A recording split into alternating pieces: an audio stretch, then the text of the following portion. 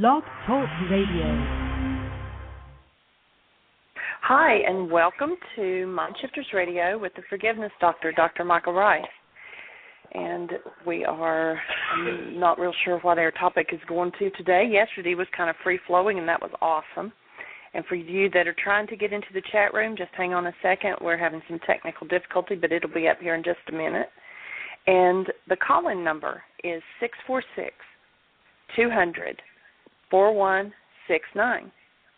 And we already have Tim and David on the line.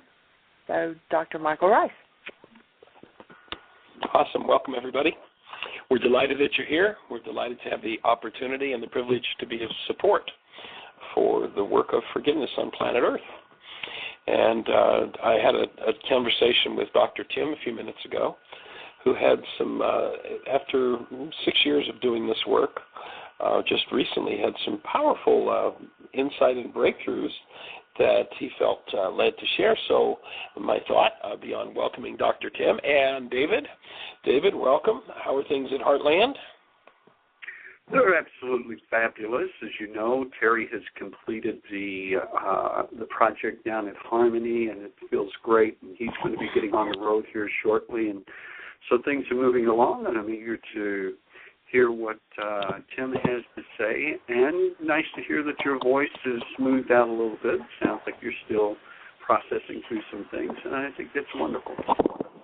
It's moving in the right direction, but it's still on go. So Dr. Tim, you have some things to share with us, please. All right. Well, yesterday we had some fabulous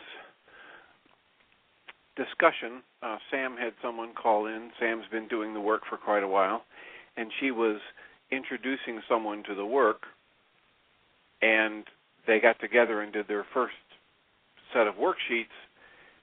And yesterday they talked about how he had a fabulous breakthrough and insight before he was finished with the worksheet process.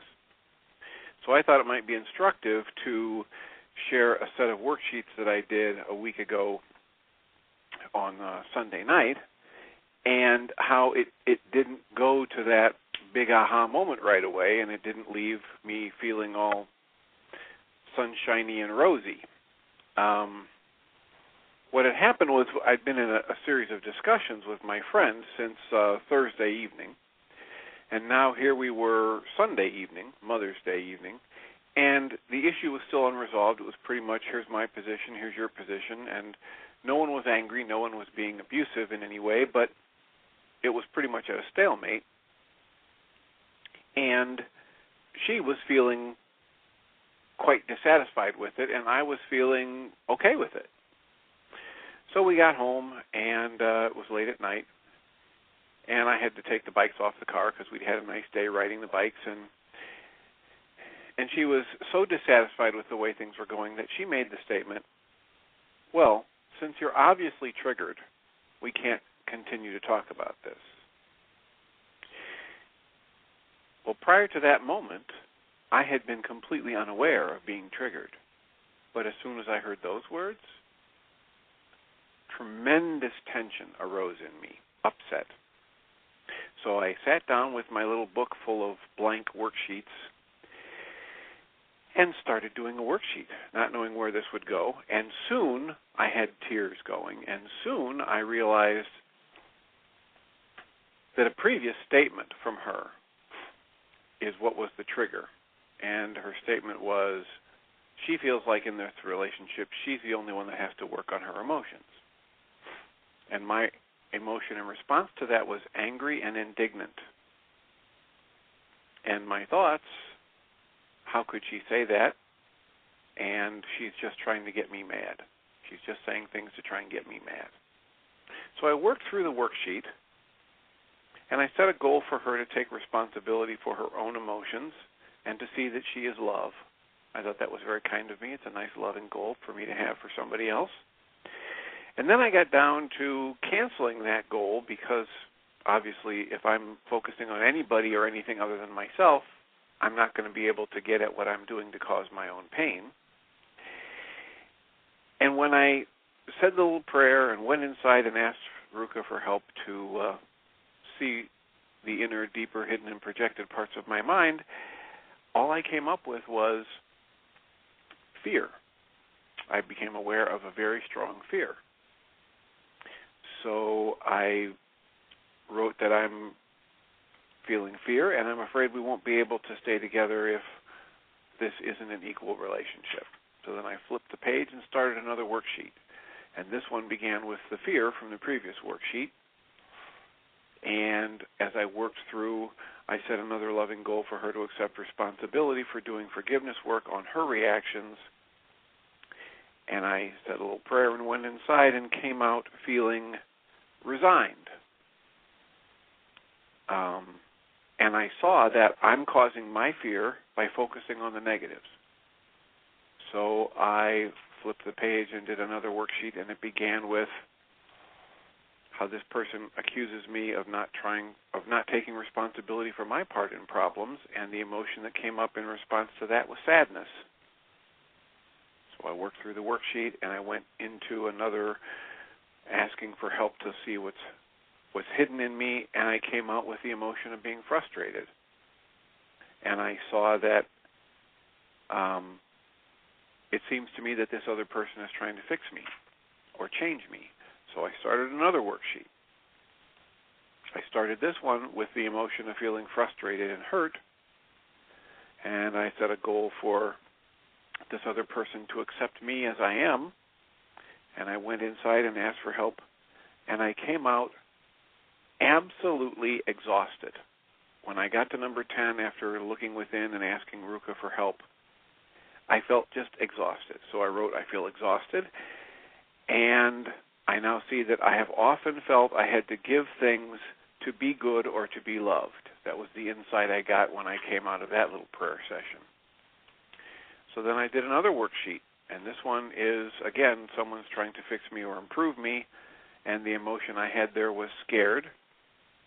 And when I went through it, I set a goal for the other person to be patient and to focus on herself. And I began to work on step 9, and I realized I hadn't done step 5. I had just kind of blanked out. So I went back and tried to reread step 5 and hold a space of love and think loving thoughts. And then I felt like maybe I'd fallen asleep, but I looked at the clock and no time had elapsed. So I had just gone completely blank. So I went back to step 9 and decided to say a prayer and ask for help in seeing what was going on. And again, I felt like I'd fallen asleep. I couldn't think of anything. So I came out and I said, I now feel relaxed. And I now see that I avoid some issues by putting others first. And I finished the worksheet and turned it over, intending to do another worksheet, and I felt so exhausted I couldn't go on. Now, at this point, I'd spent about 50 minutes, just short of an hour, doing those worksheets. But I felt very tired. I wasn't angry. I wasn't feeling the sadness or the hurt or the frustration anymore, but I wasn't feeling relief. I was just tired. So I went to bed, and I woke up feeling about 250 pounds lighter. And later in that day, I reviewed some of the process with Michael, and he said, it sounds like you went unconscious. So I made a note of that. And on Tuesday night, we have our group, and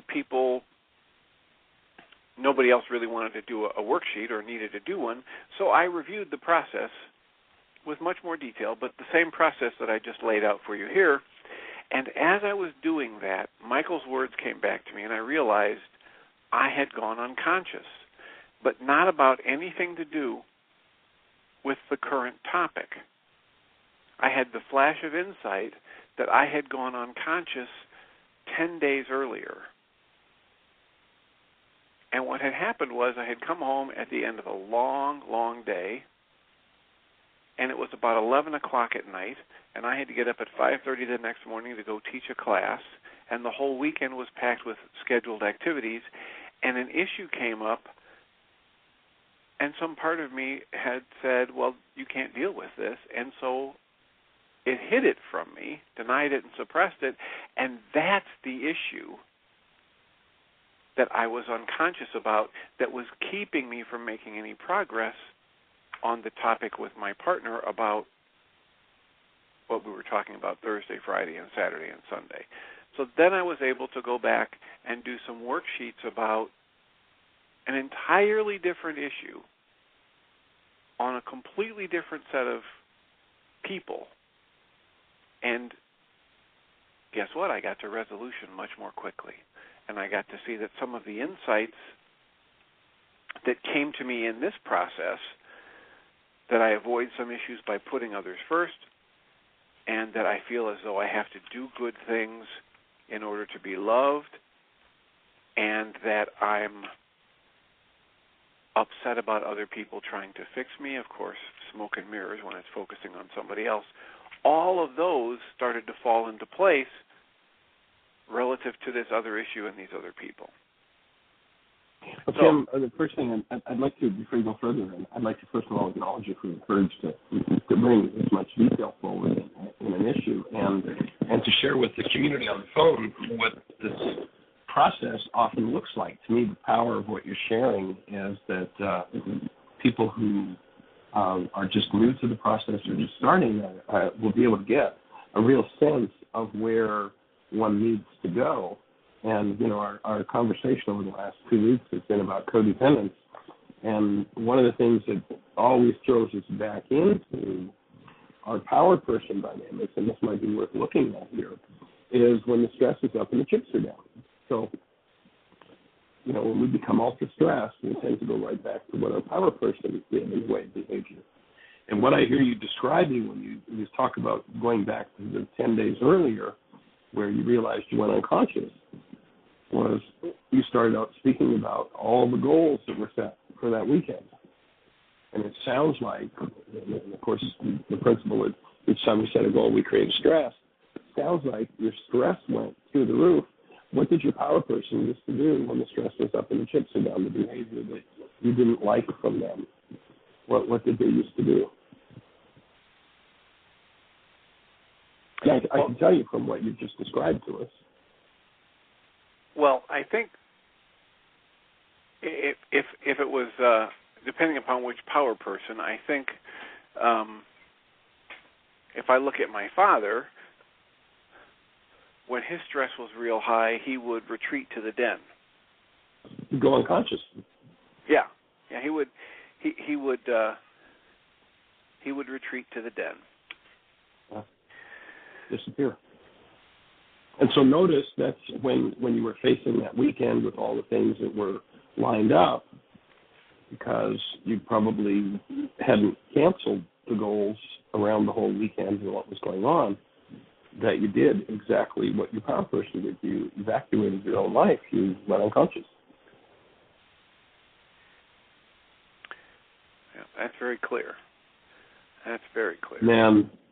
And then when you started to come out of it, notice your focus was on your friend while accusing and basically, you know, in essence, trying to fix her, while your mind came up with a projected accusation that your trauma was about, or your pain was about her trying to fix you. Yeah, and when that happened, when I woke on Monday morning, I was able to go to her and say, you know, sorry for last night, sorry for getting triggered. The issue that we seem to be so deadlocked on, it isn't really an issue. Now, at that point, I hadn't had the insight about what the real issue was, but I was able to say to her about that issue, this is totally workable. We can arrange things. We'll work this out. And she was just shocked, because my position was so different and so much more relaxed from what it had been the night before.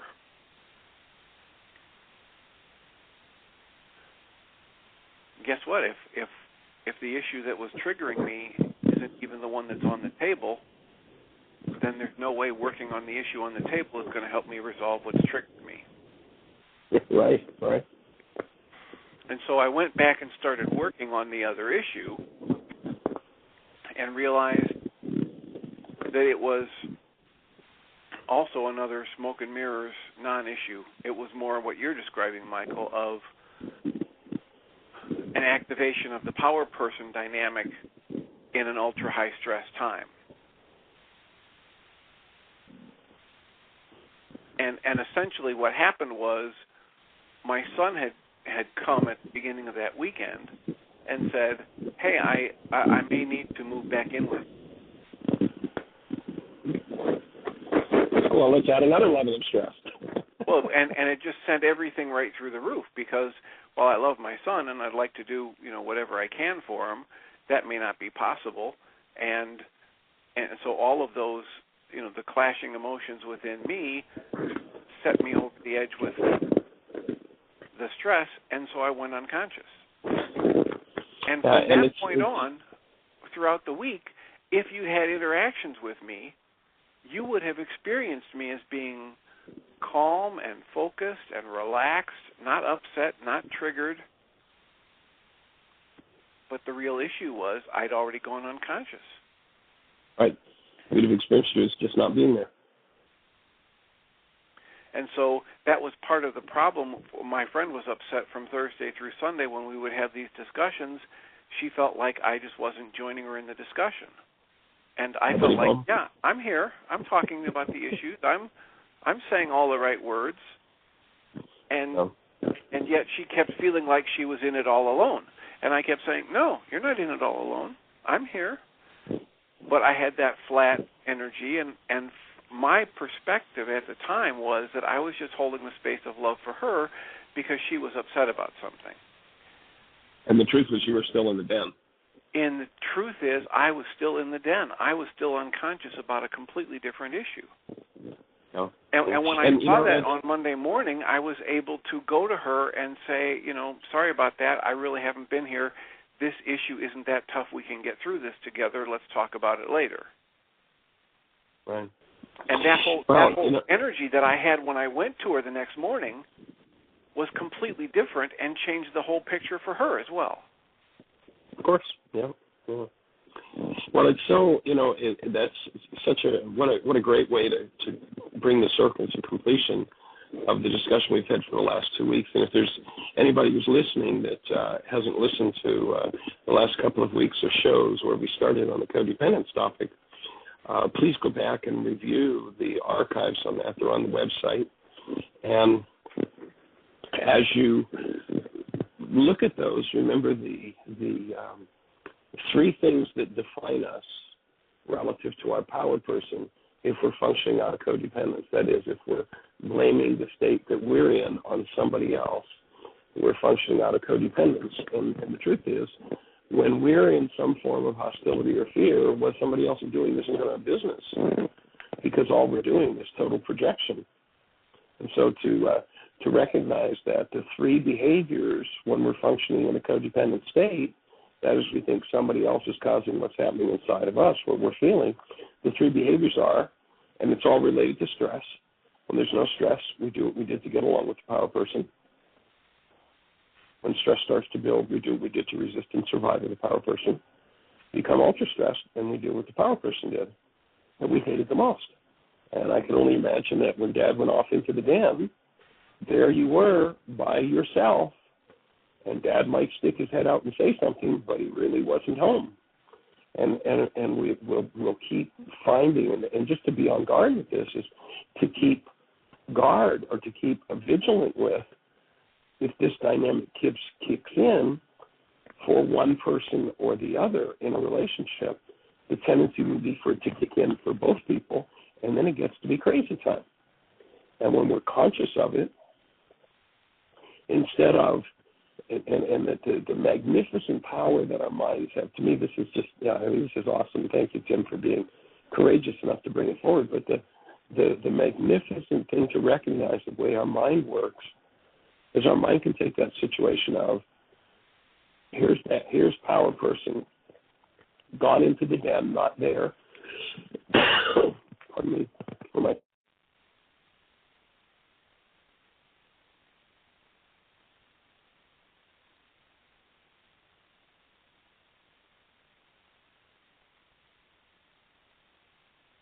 Are you there, Michael? Okay, hit a cough button? We are on. See if your mute button. We're not hearing you. Yeah, he went dead. I thought he was just muting himself to cough, and then we didn't hear anything. Yeah, that's what I thought, that he might have muted. But he's checking his earpiece here, so he'll be right back on. Okay. No. We still don't hear you. No, we can hear him through as an echo from Jeannie's phone. They can hear you through mine, but not through yours. Okay, can you hear me now? Yes. You're back on. Okay. Where did you lose me? When you were talking about the three different energies of the power person dynamic. Okay. So you got the three, the repeat of the three, and the ultra stress. Yeah, to do what we our only person did. Yeah, we only lost you for about 10 or 15 seconds. Oh, okay, good. Before I spoke up. Okay, thank you. So the thing that we need to be vigilant of is that if we become ultra stressed, we'll do what our power person did, and as long as we stay in that mode, it'll create all kinds of issues. And the magnificent power that our minds have to take the power person, if you remember the thing we talked about in codependence on the video of relationship substitution, and we'll take the clothing, the dressing of our power person emotionally, mentally, and we'll feed it through our brain's image of the person we're in relationship with, and they'll show up looking like we normally see them, but what they'll be dressed in is all of our internalized power person dynamics. So we'll be right back dealing with the power person, in this case, the power person not being there, and playing out that dynamic, getting the chance one more time to work it through and to work it out, and to just, to become conscious of that is so awesome. On the Tuesday night when you shared it with the group, where did the dynamic go from there? Well, that was when I got the flash of insight that you had planted the seed on Monday when you said it sounds like you're going unconscious on this. And when I was reading through this stack of worksheets to the group on Tuesday, I just got the flash of insight that this was about the previous, a full 10, 12 days earlier when my son had dropped this piece of news that he may want to move back in with me. Right. And so from then I started to explore that and what that was about.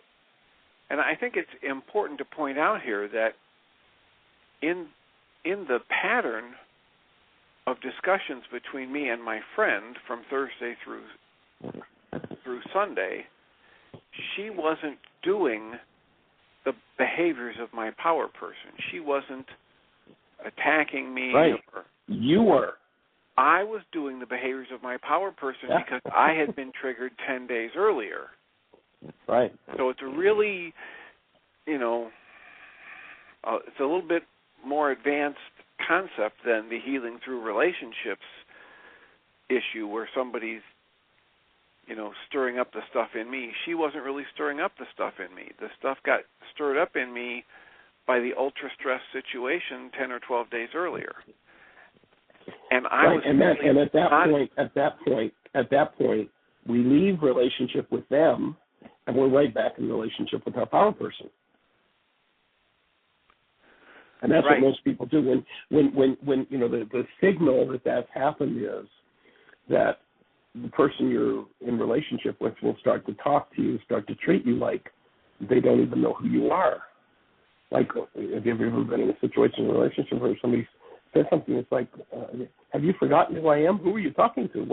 What's going on here? It's because they've left the relationship that is actual, and they're back in relationship with that power person.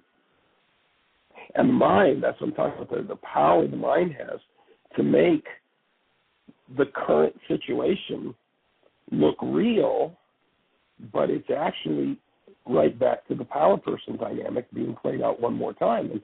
And that's where people evacuate relationships. That's where people tend to become power person bouncing off a power person, and things get really crazy, instead of what you did was get conscious and go, oh, I see what's here. I see what's happening. We have a conversation going in the chat room, and someone says, I've never been in a relationship, a close romantic or superficial relationship with anyone. My father wasn't a prominent father in my life for 18 years of it. I've never had a power person. And we've kind of been going back and forth that everyone has a power person, and they tend to be, I'll probably say this wrong, transcendentalism. They don't focus on themselves, and they tend to alienate themselves from socialism. And when they were younger, they only cared about themselves, and then something changed.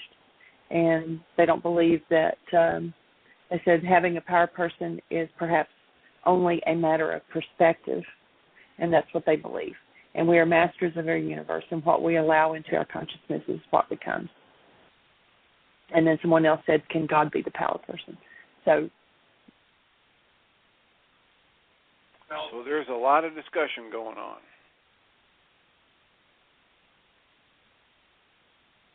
I don't think by Michael's definition that God can be the power person, because a power person is someone in my life who has more control over my survival than I do, who is not functioning from the space of love.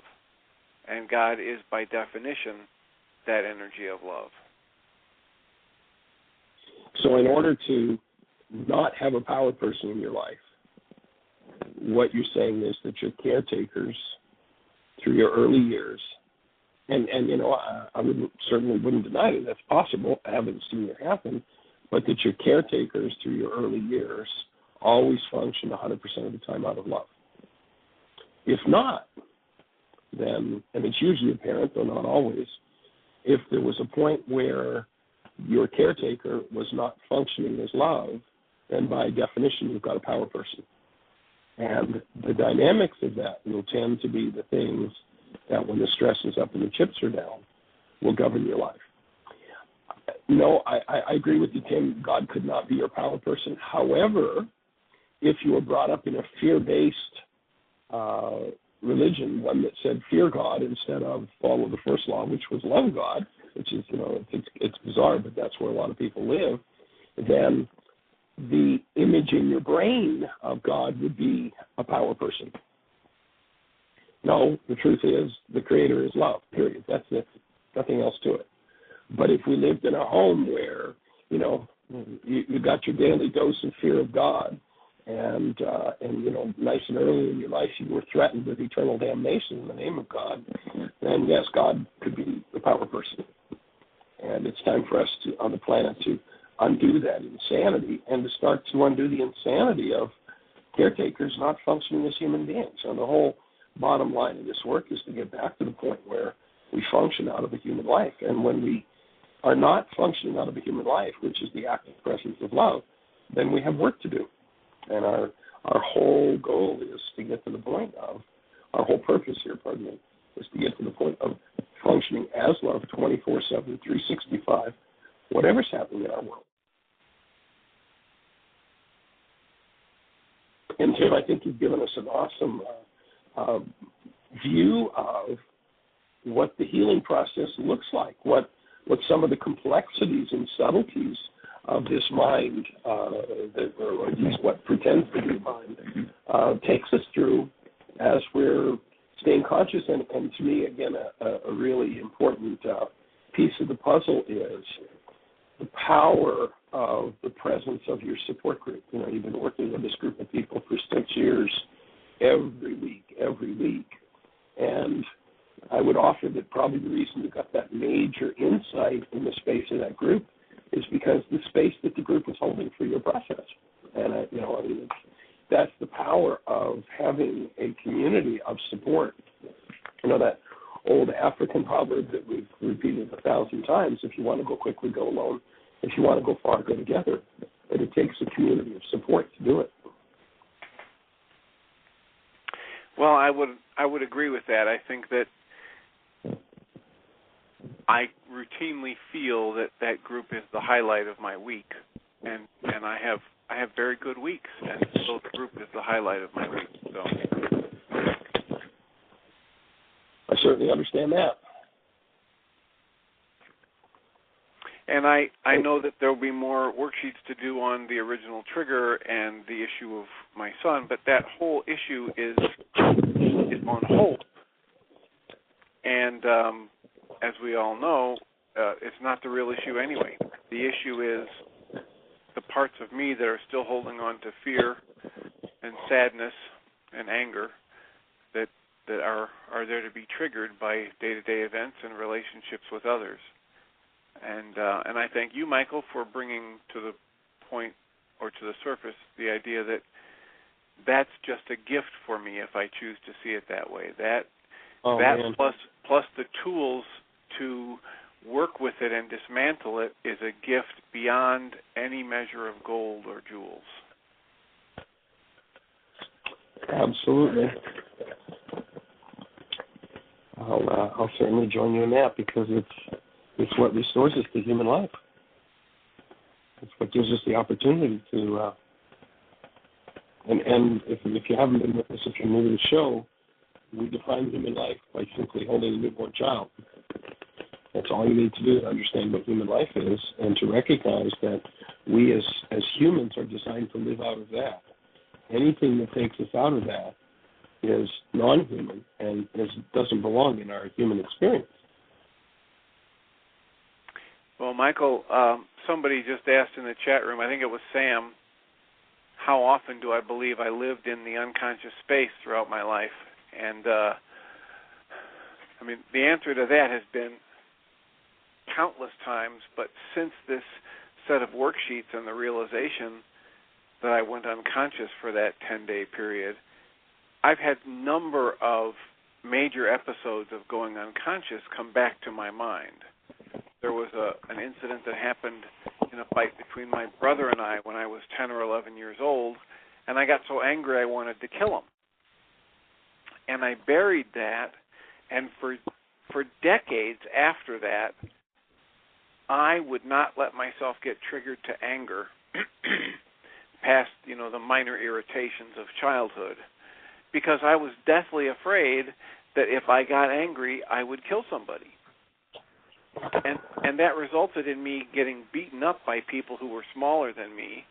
It resulted in me having a large Coke dumped on my head in great embarrassment in 8th grade. It resulted in me getting beaten up freshman year of high school without defending myself, etc.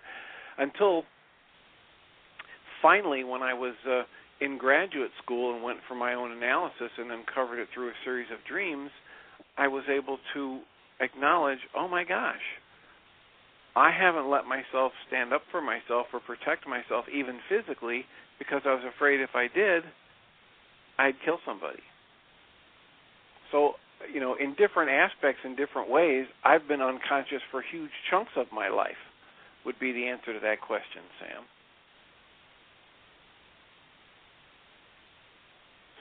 That's powerful stuff, my friend. Yeah, it was big stuff. It's been big stuff. There's some other conversation going on in the chat room between a couple of people, and I told them to stop and just listen for a few moments, but one person saying, they don't believe that a person can go through life and not have a power person, and the other person saying that, they might have been their own power person at one time, but that they've changed that over the years and that they don't have a power person. And so then the other person in the chat room said, Jeannie, is it possible that this is true? Well, I'd offer that I can't figure out what's true for somebody else. Probably at least 99.999% of the time, if someone were to say, I don't have a power person, I don't have any power person dynamics in my life, there's probably denial. But there's actually an easy way to tell whether that's true or not. Does any circumstance or situation in your life bring up any form of hostility or fear? If it does, then you have a power person.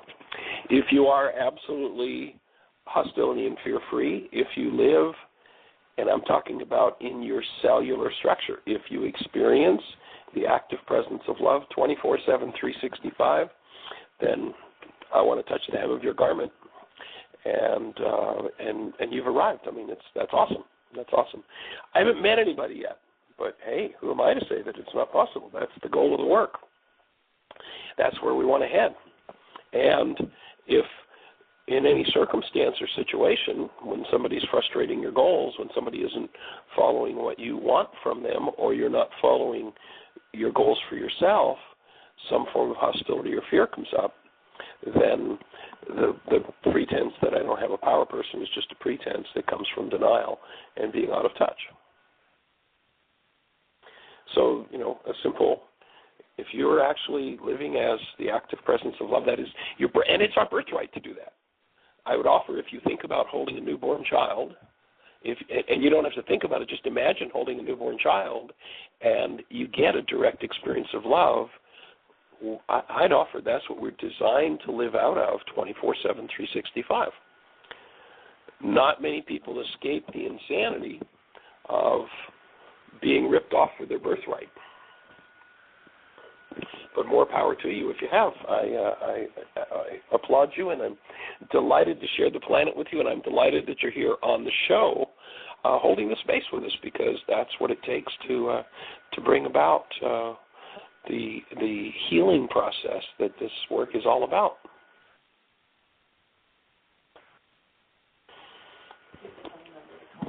If you have a comment or a question, or if you're the person that's making a comment, you don't have a power person, we'd love to hear from you. The phone number is 646-200-4169. We'd be delighted to hear your comment, your question, your input. That would be awesome. 646-200-4169. 646-200-4169. Please call in. And somebody wants you to explain what being ripped off means and by what. Well, what I'm offering is that our birthright is to experience ourselves as that newborn, as the active presence of love from conception throughout the whole in utero experience, to experience the presence of that love, because we're in the body of a mother who is the active presence of love, and who has a husband who is the active presence of love. So our birthright is, from that moment of conception, to go through that whole in utero experience. There isn't a word of hostility. There isn't a word of fear. There is the active presence of love. We come into the world as that presence of love, and then we experience our parents, our siblings, the people around us as the active presence of love. My offering is that's our birthright as humans. That's what human life is about. Now, what passes for human life is bodies who walk and talk and look like humans, but there's no human life in them. Their perceptual realities, their physiology are so loaded with hostility and fear that human life doesn't show up in them. And so if we are in that kind of a structure, which sadly today most of the world is, then we've been ripped off of our birthright. We've had it stolen from us. And that's what I mean by, and what we're ripped off for, the birthright of experiencing ourselves and everybody, every human around us as a human being, as the active presence of love, 24/7, 365. Now, if you were ripped off for your birthright, then you have a power person, and whenever the stress is up and the chips are down, you will tend to fall into the behaviors that power person did and be oblivious to it. Tim, I acknowledge you for being willing to share such a deep and personal process. That's awesome. What an example of how this whole inner work looks and feels and what it plays out. And so, as Tim shared, when the stress was up and the chips were down, he's got this major weekend in front of him. His son says, I may have to move in with you. Power person dynamic comes up, the stress is up, and what did Dad do? He went into the den, basically became unavailable, went unconscious, and Tim's saying that, oh my God, after 10 days of doing this, I realized I went into the den just like Dad did. The stress was up and the chips are down. I played out my power person. And sometimes we're oblivious and unconscious of that. And, you know, the process you share, Tim, of that series of worksheets and the insight, and then in the space of your support group, that, oh, geez, 10 days ago, I went into the den just like Dad, and I became unavailable, and I became the behavior of my power person, because I hated it when Dad went into the den and wasn't available. And that's what defines most people, is the power person dynamic. When the stress is up and the chips are down, we do automatically, because that's what's stored in our experiential physiology, we do exactly what our power person did that we hated the most.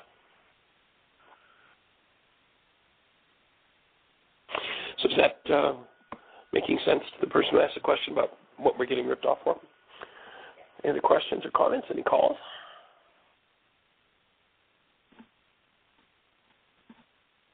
No, there's still just some conversation going back and forth about whether you can be without a power person or not. And Sam said maybe that conversation is keep you from hearing what's going on, but they said they're listening. So. And as you might imagine, Michael, it's stirring up stuff for me, listening and thinking about the different periods of time for different issues that I might have been unconscious about various things. And one of the things that was a very powerful dynamic that I've worked on for a while with my power person being my father was that he was very, very focused on being logical. And as far as the emotional realm went, happiness was all right, and irritation was okay to express, but he really shut down completely when it came to sadness or pain, and or anything to do with anything that might be considered fringy, like hypnosis or ESP, or so he had this very mechanical engineering, logical mind. And there were different times when I recognized in the work I've done that I would shut down that part of myself that would have anything to do with insight or intuition and the more complex emotions in order to be knowable to my father. Right.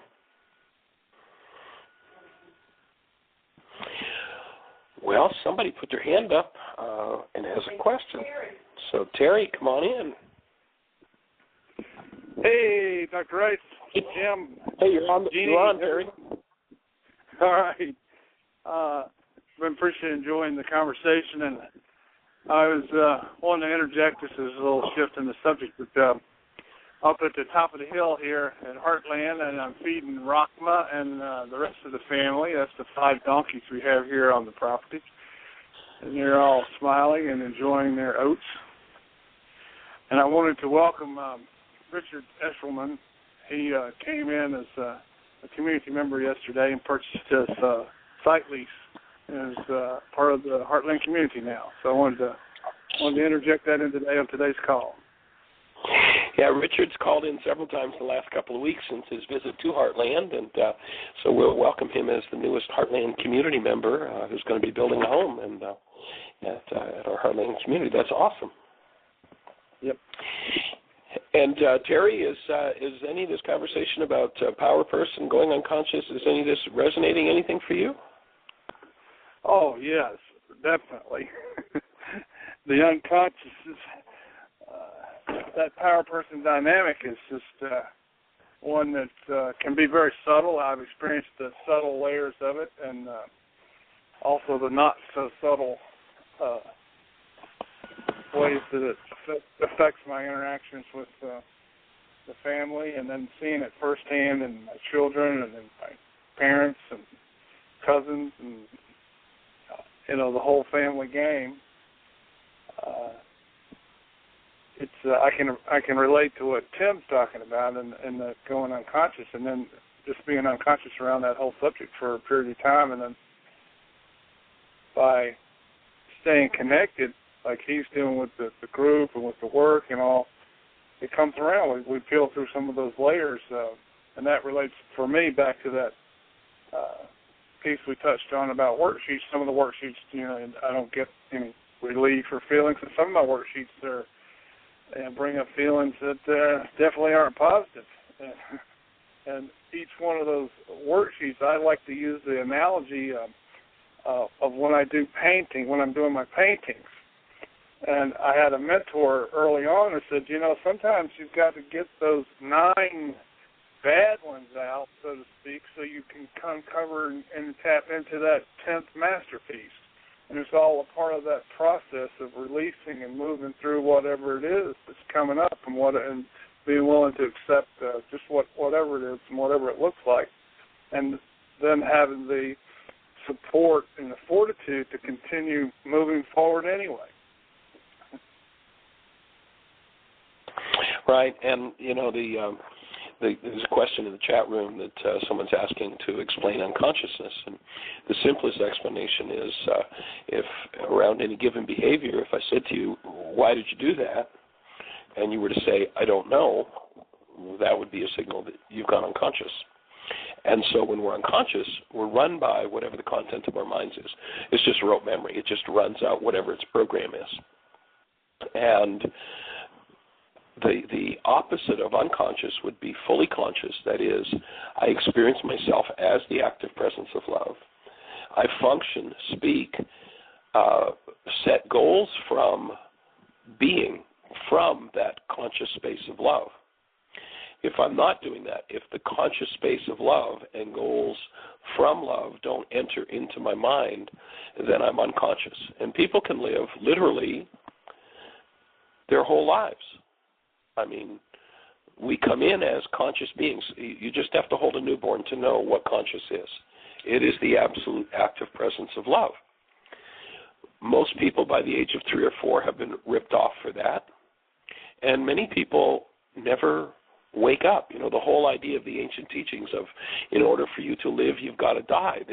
They were saying that the non-being self, the self that is rote memory, has to go in order to be replaced by a conscious spiritual being.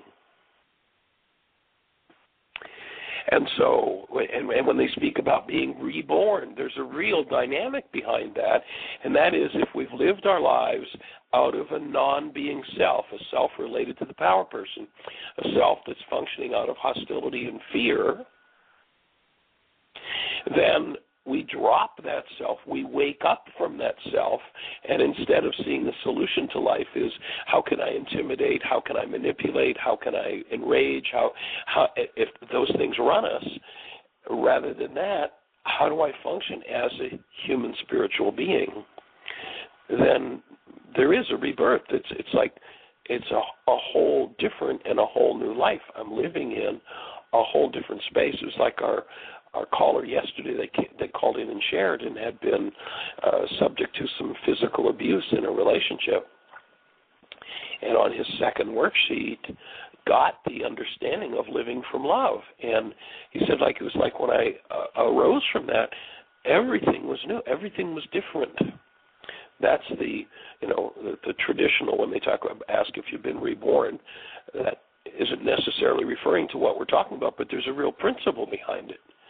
And it isn't, has somebody else come in and fixed it for me? It is, have I awakened from the hostile, fearful-based life and come into direct contact with the love-based life? If one has that experience, then the words shift into words of love. One doesn't continue the old conversation based in hostility or fear and talk about, fear, but rather starts a new conversation that comes from responsibility, that comes from a true experience of a human life. And of course, the non-being world, the non-being mind, has a cheap copy of everything real in the spiritual dimension.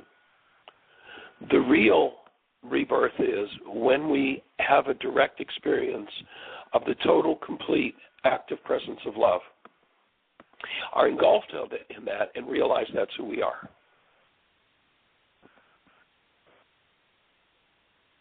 And so that's where we want to head. And the tools for doing that were taught so impeccably and so powerfully 2,000 years ago by a man named Yeshua as to how to enter into that experience. And as you engage in the tools, you have that experience. And Tim, I think it's just awesome, the whole thing you've just shared with us about a new place in your life and a new level that you've awakened to. That's fabulous.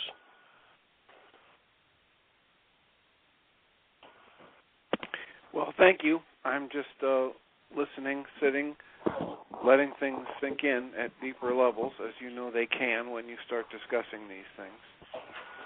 So I'm sure there'll be a number of breathing sessions and worksheets to come from this for me. Awesome. So, Jeannie, do we have any other questions in the chat room or anybody calling in? No? Okay, cool. Terry, anything else to share? Is Richard by any chance on the line? Is Richard here?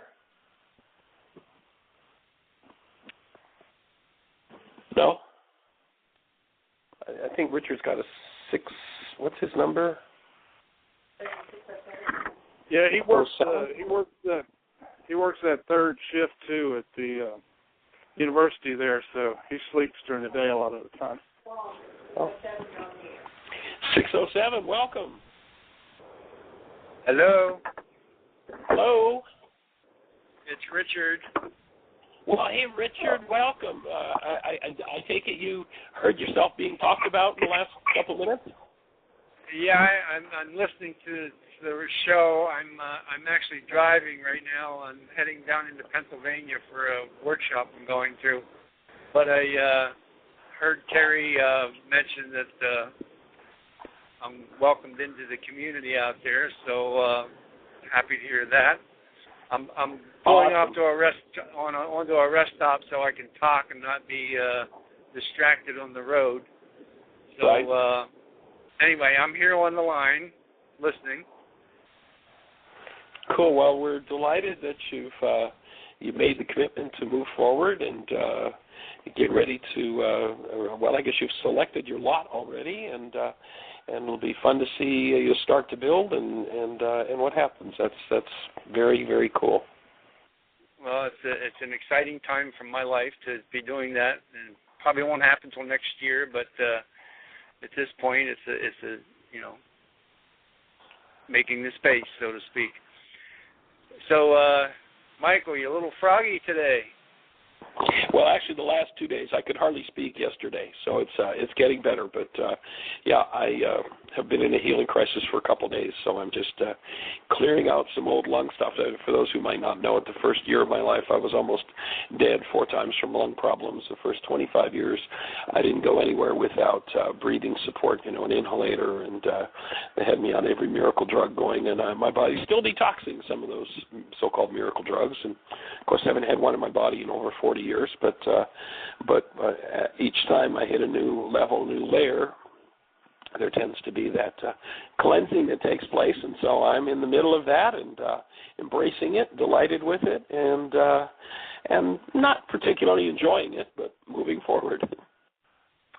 Well, I can certainly empathize with you. I'm actually feeling a little bit of something myself. I've had a little bit of a nagging headache for the last 2 days, and I'm not sure whether it's just from lack of sleep or something going on that I need to do a worksheet around. But it's one of those things that come up for me regularly, and I've always tried to work on what's going on, and rather than taking something for it. But I ended up having to take some ibuprofen for it yesterday just because I needed to be functional and it'll work with a client. So anyway, I understand where you're coming from.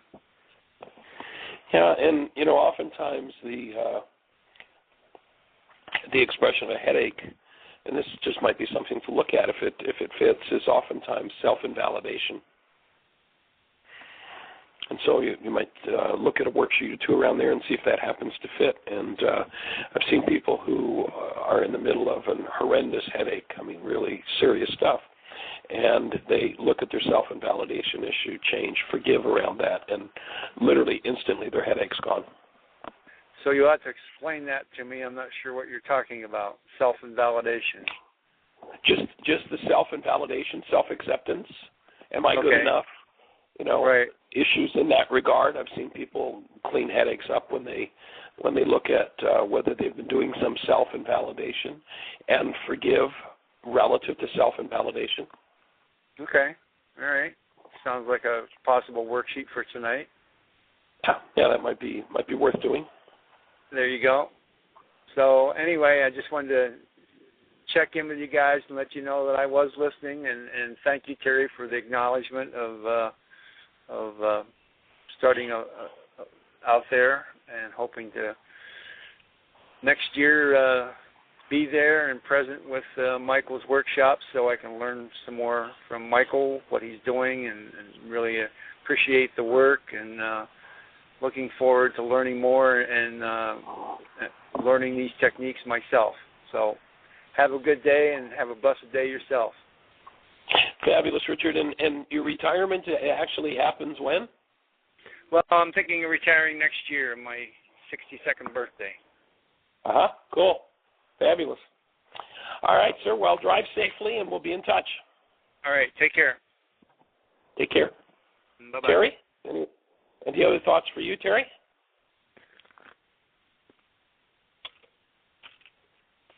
Oh, maybe Terry's gone back to the donkeys. Tim, David, any other thoughts before we close? Well, just the thanks for the opportunity to share. Say again? I just said thank you for the opportunity to share. Oh. Well, I think this is going to be one of the outstanding shows that we've done because it gives people, once they start doing their work, it's at the beginning, it's kind of like, well, gee, how does this go? What's this look like? And I think this is an awesome opportunity for people to see how the healing process proceeds and what happens. So that's fabulous. We're down to 1 minute.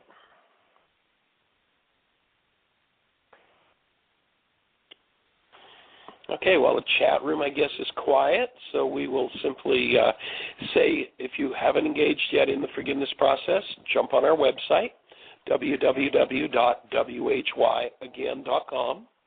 On the right-hand side, there's a link that says Download Worksheets. The first two links under that one are an explanation of the forgiveness process and the worksheet process itself.